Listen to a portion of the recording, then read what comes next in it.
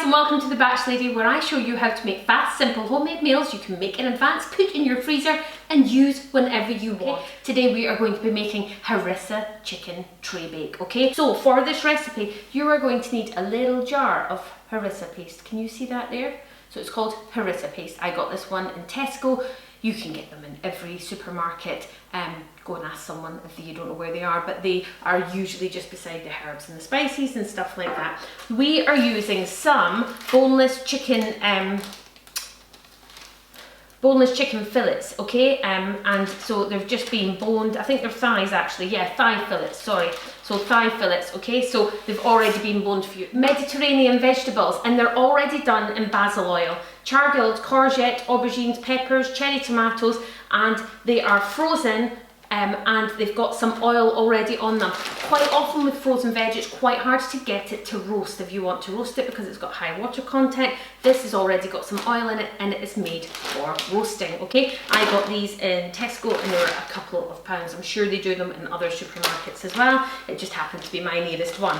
So, we've got our chicken, our harissa paste, and our bag of already frozen vegetables. I have also got some sliced red onions and some sliced peppers that are frozen, okay, just like we've always used before, okay, because you could just use this bag and it's got all your vegetables, but I'm just going to actually add some more vegetables to the bag.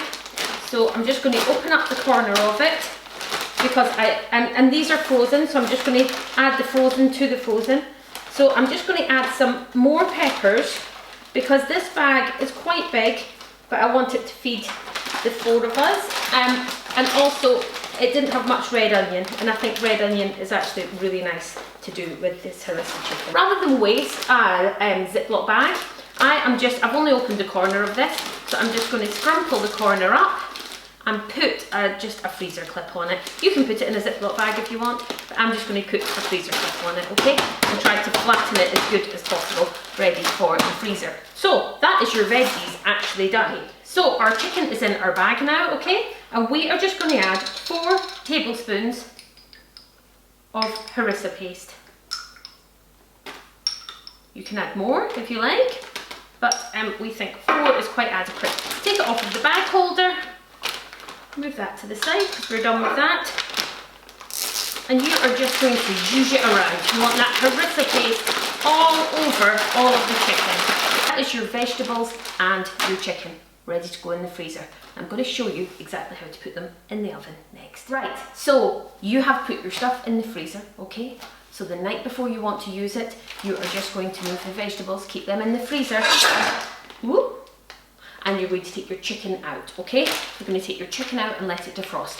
When you come home from work, all you want to do is get yourself a pan like this, little bit of olive oil in it. I've just slightly heated mine, but you could heat it, you don't have to, but I quite like to heat it. You're going to get all your vegetables and you're going to pour them on the tray, okay? I've barely heated that oil, so I can touch the tray, okay? So you could just do it without heating the oil if you want.